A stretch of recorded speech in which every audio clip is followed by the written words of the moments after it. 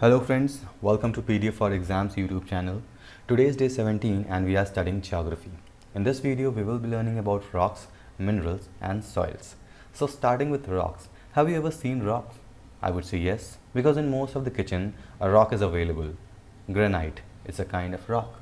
There are several more kinds of rocks available you might have seen while walking on road or while playing in playground. There are several kinds of rocks available on railway tracks.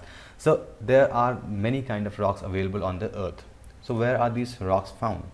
So these rocks are found on the upper layer or the topmost layer of the earth's surface. What is the topmost layer of the earth's surface? In previous video we have learned that earth is divided into several layers. The topmost layer is called crust. The next layer is called mantle. Mantle is also divided in two parts, upper mantle and lower mantle. And the innermost layer is called core of the earth. And this is inner core and this is outer core. And if you remember the distance, the core distance, this was 35,000 kilometers. That means it varies from this place to the end.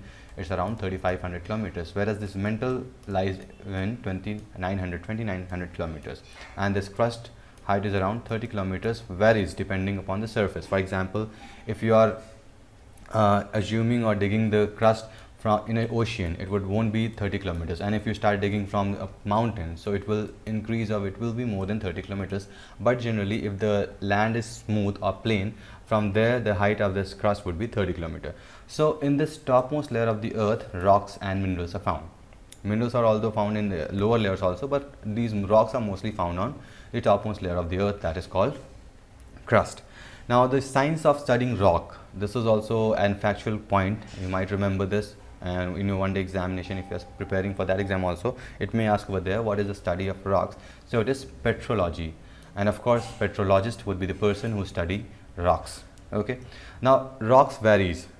You might have observed that all rocks are of not same kind. It varies in color. For example, granite is brown or black in color. Marble, it is also a kind of rock which is mostly in white color. And the textures mean the surface of the rock. Sometimes it is granule, sometimes it is smooth. So it varies from rock to rock, and depending upon their composition, physical composition, chemical composition, types of formation, so it varies according to these parameters. If we talk about types of rock, there are generally three kind of rocks. Majorly there are three kind of rocks. Those are igneous rock, metamorphic rocks and sedimentary rocks. Starting with this igneous rock, what are these igneous rocks? So these igneous rocks are the solidified form of lava or magma. What are these magma or lava? So if you know about volcano, or if you have studied about volcano, or if you have seen news about volcano, you might have seen that on the earth's surface some crack is there, and from this crack a magma comes out. Magma comes out like from a volcanic eruption, and when this magma comes out, it moves on the surface and solidifies. When it solidifies and this forms a rock solid surface. This surface is very hard. So this is a kind of igneous rock which is formed from the molten magma or lava which comes through volcanic eruption from the or under the earth's surface. Where it is formed on the earth's surface. So now igneous rocks are also basically of two kinds. Those are plutonic rocks or intrusive rocks, and next is extrusive rocks. So these are divided on the basis of formation, that means the place of formation where these rocks are formed. Igneous rocks are made up of what we know, it is made up of magma and lava. Where are these magma and lava present? These are present in the mantle, the second layer of the core. If you remember the layer of the earth's crust, then mantle, and over here this magma or lava is present.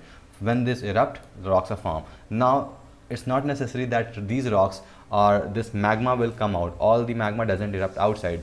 Some magma solidifies or cools inside the earth's surface only. So on the basis of place of formation of these rocks, it is divided into two parts. First is intrusive rock, second is extrusive rock. Intrusive rocks means the rocks which are formed within or inside the earth's surface. These are called intrusive rocks. And what are the properties?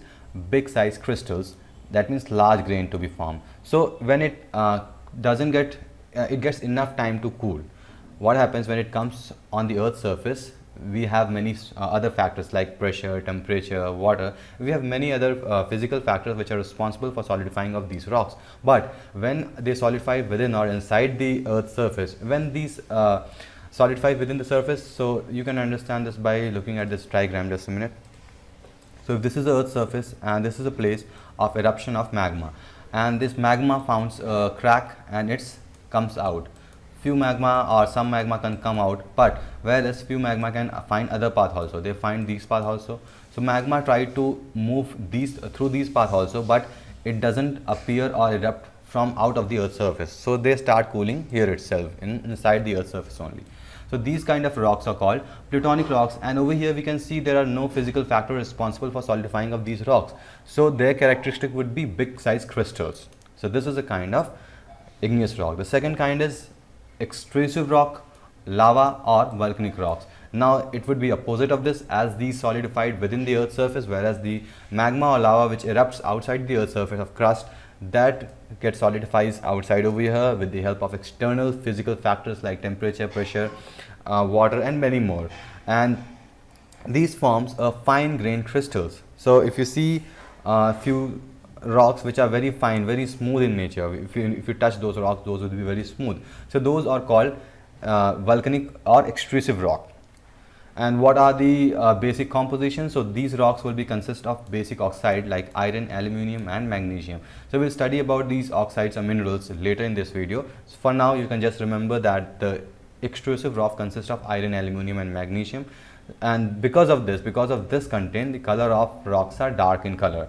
So the pebbles or the granite, these are generally dark in color because of presence of these minerals or oxides in that rock. Now based on the presence of acid formical radical silicon, that means there are acid and bases in chemistry. If you have learned what are acid and bases, I'm not going through this acid and basic, but due to presence of this acidic material or basic material, these are divided into again two parts. One is acidic rock and the other is basic rock. Talking about the composition, so these are characterized by high silica up to 80%. That means 80% of rock is consist of silica. That's why they are considered as acidic rock, whereas in basic rock the silica content is lesser, that is about 40%, and apart from the silica there are oxides of lime, aluminum, alkaline, potassium and all. So that's why they are considered as basic rock. Okay, so this was just on the factor of presence of acids or bases in that rock. On the basis of that, these rocks are divided into acid rock or basic rocks. Moving to next rock, those are sedimentary rocks. So sedimentary is derived from Latin word sedimentum. So if we understand the literal meaning of words, most of the definition of most of the cases are clear. If you know the meaning exactly what the term means, you will able to define or know what it means actually.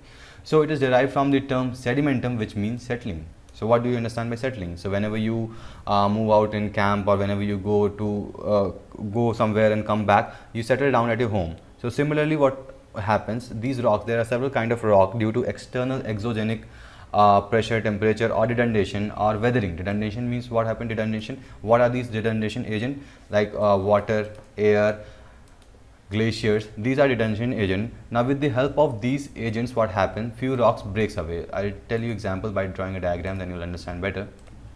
So let's take an example of this rock. These are two rocks and a river is flowing between these rocks. What happened? This water is a denudation process agent. As it is moving with higher in velocity, it will just wear and tear these rocks. Few part of these rocks will be break, and this river will take away these rocks to some other place. And whereas at some other place these will start getting collected, like one layer of rock get collected, the other layer of rock got collected, and third layer of rock got collected, and these will form several layers. It's not necessary that all the layers of rock will be present from single rock. There could be many rocks out of which the layers will be made, and ultimately they will form a rock which will be called as sedimentary rock. These sedimentary rocks are formed in different ways and they are named accordingly. So if rocks are formed mechanically, they are known as mechanical form, organically formed or chemically formed. So how these organically or mechanically form happen? So if we try to understand about mechanical formation of sedimentary rocks, so this happens just by wearing and tearing of rocks. They get collected and they crystalline and form rocks. This might be possible due to weathering also. If you know weathering, if this is a rock and present on the Earth's surface, on Earth's surface we know we have 24 hours. In this 24 hours we have day and night. In day the temperature on the Earth's surface is higher, whereas at night the temperature on the Earth's surface is lower. So there is contraction, continuous contraction and expansion. If you have studied physics, you might have heard about these two terms, contraction and expansion. Contraction means if this is the rubber rests, you can understand contraction and expansion with the help of rubber. So if this is rubber, it is at normal position, so that means it is contracted. When you stretch this rubber, it exceeds its size, that is expanded. Or for example, a balloon, whenever you inflate, it gets expanded, and whenever you deflate, it gets contracted. So this contraction and expansion, you know, this makes the substance weak. For example, if you continuously blow air into balloon to 10 to 15 times, the balloon may get weak and burst. Similar is case with rubber also. When you expand and contract continuously, this rubber get weak and breaks. So there are certain elements like iron, any element, rocks, iron, any elements, whenever they absorb heat and at night they are cooled. So in this process, the structure of the rock or any element get weaker and they ultimately break. So due to weathering, a rock is broken and they start collecting due to air can take away this rock, water can take away, glacier can take away. Wherever these rocks are present, the agent, the detonation agent, will take away this rock and start depositing at some place, and ultimately several layers would be made and they will form a sedimentary rocks.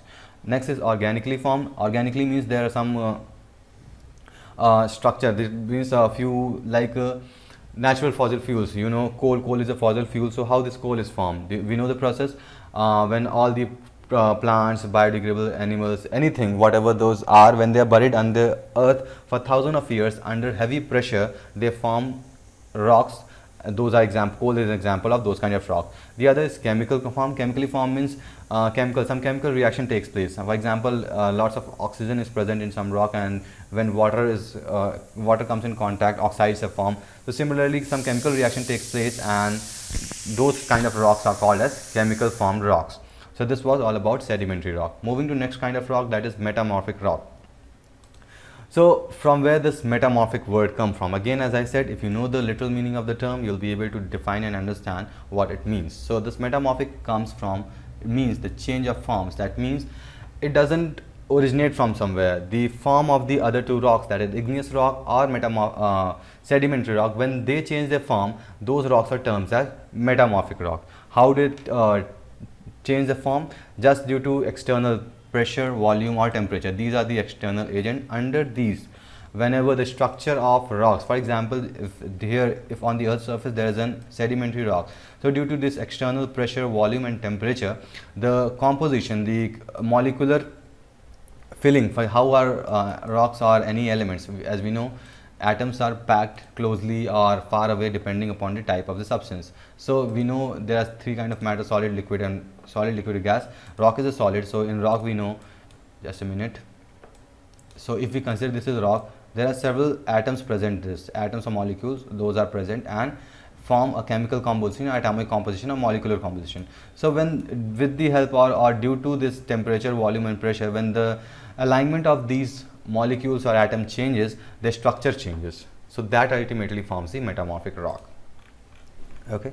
And if we talk about the types of metamorphic rocks, so they are divided into gneisses, quartzite, schist, marble, slate, soapstone. Soapstone is the lightest rock. You can just easily break this soapstone, and these are used for talc. You know, you use talc powder like Dermicool, and those kind of powder are made from soapstone only. Marble, we all know it's very hard and it's used for making floor of our houses. So these are few types of metamorphic rocks. So these are all about rocks that we have studied. The next topic that we are going to study is about minerals. So what are these minerals? So if we have to define these minerals, our origin, so these minerals are naturally occurring organic and inorganic substance having orderly atomic structure and a definite chemical composition picture. What I said, see, there are a few points which you need to note over here. These have orderly atomic structure. Atomic structure, what is atomic structure? I have told previously that whenever, if this is a rock and this structure, the alignment of these atoms, they are orderly arranged. It's not uneven, no atoms are arranged here and there. So when these atoms are orderly arranged, this is a property of an mineral. The second point is definite chemical composition. So as we know, minerals or rocks are formed due to several chemicals. So these chemical composition would be definite. Definite means fixed. For example, if this consists of 20% of sulfur and 20% of iron, so this composition would be fixed, it won't change. Next is physical property. So minerals would also have some physical property that would also be fixed, so they will be called as minerals. Minerals could be single element, that means it could be like sulfur, phosphorus, these could be single elements, whereas they can be kind of a mixture of more than one element. They can also be called as minerals. Now, where are these found? So these are found inside the earth in both solid and liquid form. We have seen that rocks, they were in solid forms, but these minerals could be found in solid form as well as liquid form. Where they will be found in solid form?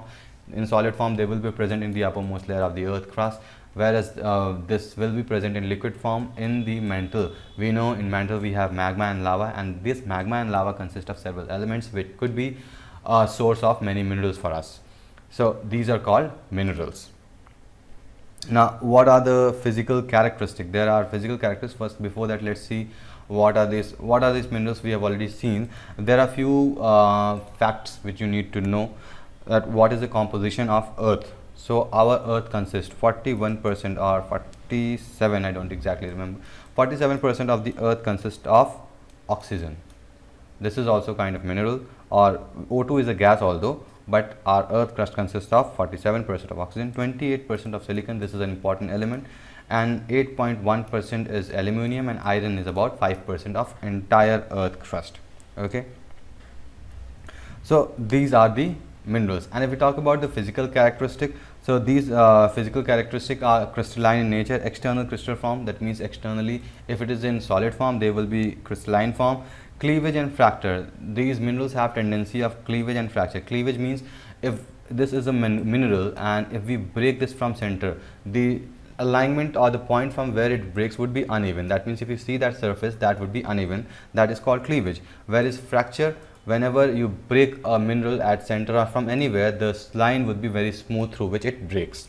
So this is the difference between cleavage and fracture, and these are the physical characteristic of minerals. What are the types of minerals? So based on the composition, types of minerals are determined. So what are those? Those are metallic minerals. So on the basis of kind of metal, these are divided into precious metals like gold, silver and platinum. We know these are very costly, and these are naturally occurred in our earth's surface. That, and other is ferrous metal. Ferrous metal, Fe, we know ferrous means iron. So in this mineral, iron would be maximum content. Next is non-ferrous metal, so iron won't be there. And the other kind of mineral is non-metallic. It's not necessary that mineral would be only metallic, it can be non-metallic as well, like sulfur, phosphorus and nitrates, example of non-metallic minerals. Physical characteristic of minerals, we have already seen what are these physical characteristics. So first is external crystal form, that means it is formed in shape of crystals like cubes, octahedrons, hexagonal. So we know diamond. If you know diamond, those are the hardest mineral or the hardest substance present on the earth. They are in hexagonal case, hexagonal shape. So these shapes are present, that means crystal shape would be present of those minerals. Cleavage we have already discussed. Fracture we have seen. Luster means the color or the shiny or glossy look of those minerals are called luster. Color we know. Streak we know. Transparency, the mineral could be transparent also, and those minerals are hard. They are measured between 1 to 10 scale. So if we talk about the hardness of the material, on the basis of hardness of minerals, these are divided in this range. You might remember this orders because it might be asked in exam which is the lightest element, or they might ask you to arrange these minerals in ascending or descending order with the help of hardness. So talc is the lightest element, whereas diamond is the hardest mineral. Okay, so this is the order. You can remember this order if you want. Next important topic that we are going to discuss today is soil. So what is soil? Soil is also very common. You have already observed, you have seen the soil, but and you've even studied in lower classes also. There are many kinds of soil. So these soils are the outermost layer of the earth. They are found in the outermost layer of earth, and they are mixture of organic matter, mineral, gases, water, air and the organism. So it's not necessary. So this soil content of many parts. These are actually mixture of all these things like organic matter, minerals, gases, water. I'm telling this twice, but you need to remember the definition that it contains mixture of organic matter, minerals, gases, water and air, and other organism also are present in soil. And how are these soils formed? So these soils are formed of the rocks only. There are several kinds of rocks present on the surface, like igneous rock, which we studied, which were formed by the molten material of magma when they solidified. The other form of rocks were metamorphic, sedimentary. So with the help of those rocks only, these soils are formed. How these soils are formed? Whenever the external agent, like detonation, we have seen in case of sedimentary rocks that due to external agent, the collection of several kind of rocks or layers formed a rock. So when those due to detonation the rock starts breaking, and with these rocks doesn't get collected anywhere, they just keep moving and become fine day by day. That means the size of the granule part of the rocks become finer, smaller day by day. That makes soil.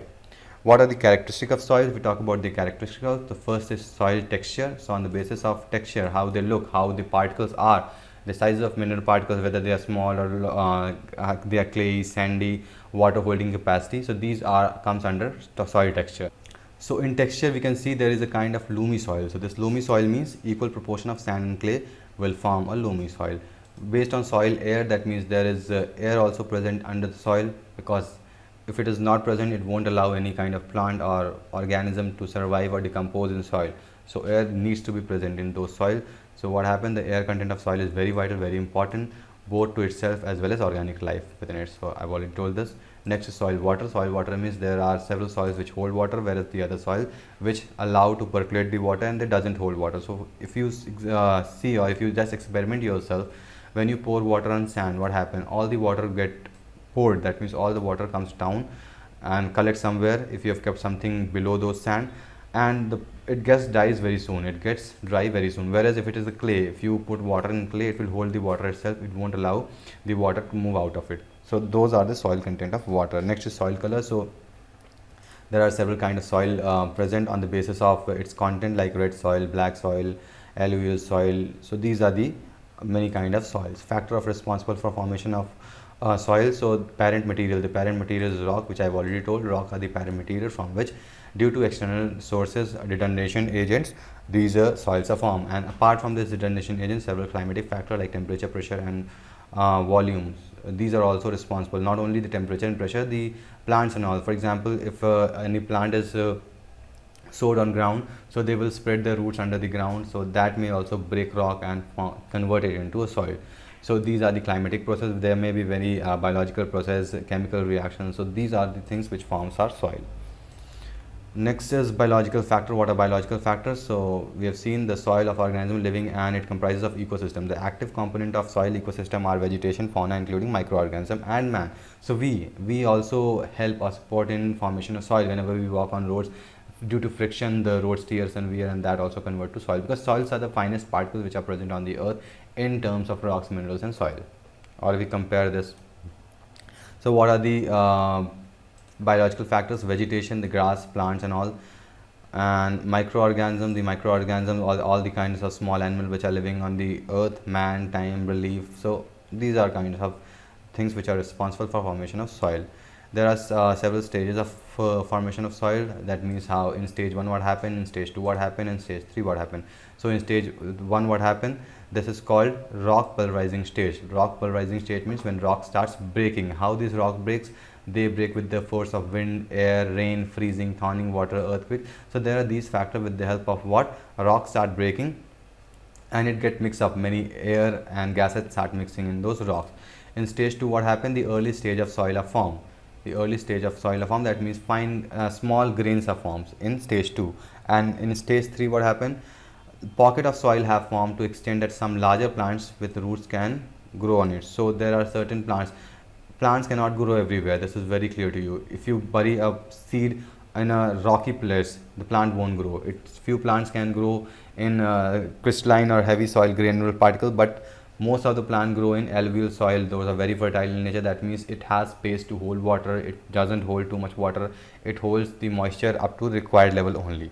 So this is formed at third stage. Next is stage 4, and in this process soils are developed to support thick vegetation. Thick vegetation means like agriculture crop, jungles, the forest, all those are supported in stage 4.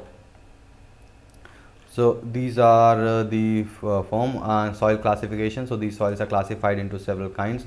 These are zonal, interzonal and azonal. Zonal means a soil whose characteristics are dominated by influence climate and vegetation. So as we know, on our Earth's surface, we have seen in the last video that our surface is divided into several heat zones. We have seen temperate zone, torrid zone and frigid zone. So these zones get unequal amount of heat energy, and there are many other sources which are responsible for growth of vegetation. So according to zone, the color of the soil or the type of soil will be divided. For example, if near equator, the places would receive very much too much amount of heat, and the water content would be very less because the water would easily evaporate from these regions. So the color and the property of soil would be different in this area, whereas if you compare the soil in frigid zone where very least amount of heat is present, so at that place the type of soil will be different. Tundra soil, so these are just kind of soils which you need to read once.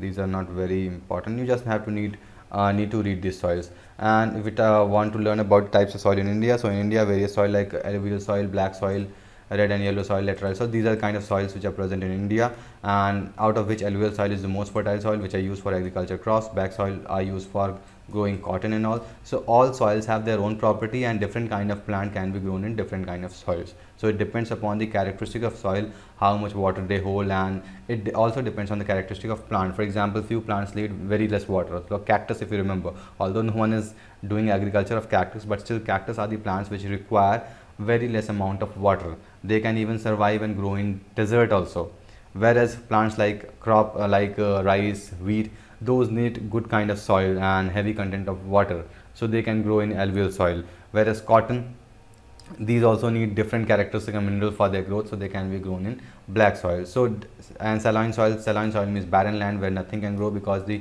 content of these soils are saline, more salt are present in these kind of soil. So these soils are divided in India, and several kind of crops can grow in these soils. So almost everything is over in this soil, now in this chapter.